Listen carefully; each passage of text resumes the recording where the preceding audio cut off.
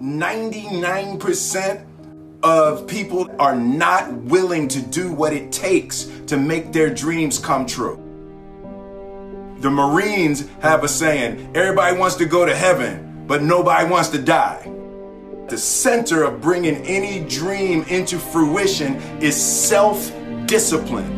You know, something as simple as food and eating. It's not about your body as much as it is about your mind. It's getting command of your mind to be able to choose actions that are in your own best interest.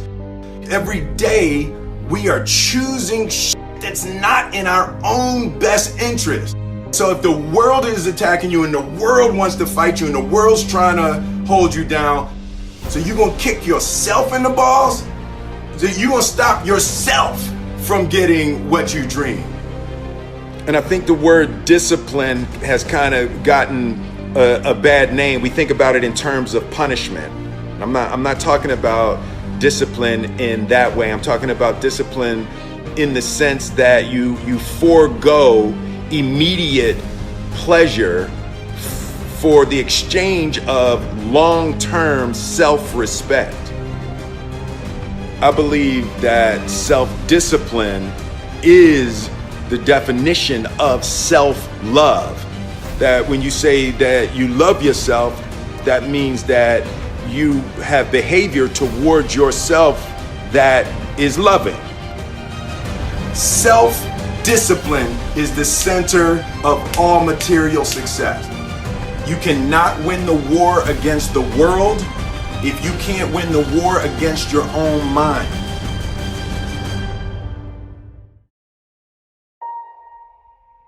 Self-love is when you say to yourself, oh man, look, I know you and that girl got a real connection. I know y'all vibe, but that's your girl's cousin. So I love you too much to let you do that. It's like you say to yourself, hey man, look, I know you want to eat that pizza and it'll be really good, but I can't let you eat that, man, because if you eat that pizza, you're going to feel like shit, and I love you too much to let you eat that. Self-love is, hey, look, I know you got a test on Monday, and I know you really want to go out with your friends. It's Saturday night, you want to go out, but if you fail that test, you're not going to feel good about yourself. I love you too much to let you go out tonight. Self-discipline is self-love. If you want to be happy, you have to love yourself, which means you have to discipline your behavior. The road to sustained happiness is through disciplining your behavior.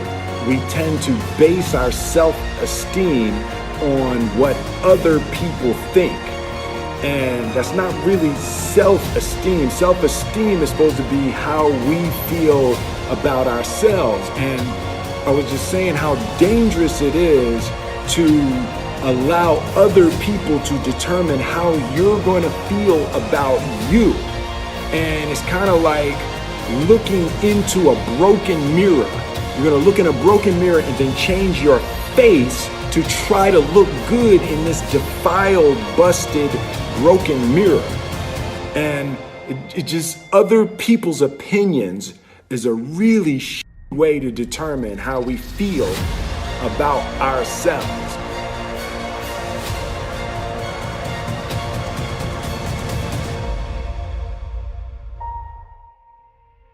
It don't matter whose fault it is that something is broken if it's your responsibility to fix it. For example, it's not somebody's fault if their father was an abusive alcoholic, but it's for damn sure their responsibility to figure out how they're going to deal with those traumas and try to make a life out of it. It's not your fault if your partner cheated and ruined your marriage, but it is for damn sure your responsibility to figure out how to take that pain and how to overcome that and build a happy life for yourself. Fault and responsibility do not go together. It sucks, but they don't. When something is somebody's fault, We want them to suffer. We want them punished. We want them to pay. And we want it to be their responsibility to fix it. But that's not how it works, especially when it's your heart. Your heart, your life, your happiness is your responsibility and your responsibility alone. As long as we're pointing the finger and stuck in whose fault something is, we're jammed and trapped into victim mode. When you're in victim mode, you are stuck in suffering. The road to power is in taking responsibility. Your heart, your life, your happiness is your responsibility and your responsibility alone. You can make a person smile, you can make a person feel good, you can make a person laugh, but whether or not a person is happy is deeply and totally and utterly out of your control. The prerequisite for spending time with any person is that they nourish and inspire you. They feed your flame. Look at your last 5 text messages. Are those people feeding your flames or dousing your fire? Put your phone down for just a second and look around. Look to the people around you. Are those people throwing logs on your fire or are they pissing on it?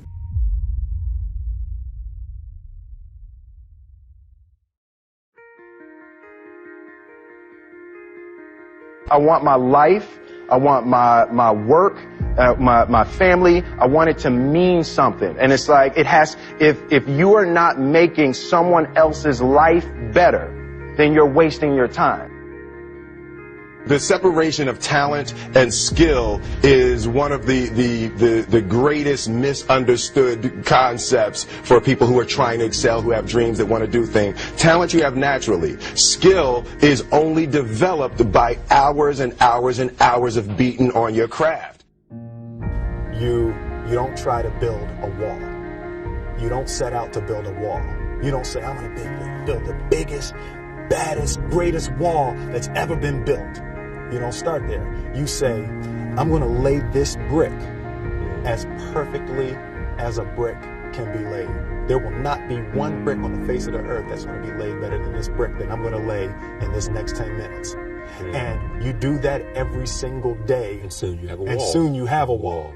And I think psychologically, the advantage that gives me over a lot of people that I have been in competition with in different situations is it's difficult to take the first step when you look how big the task is.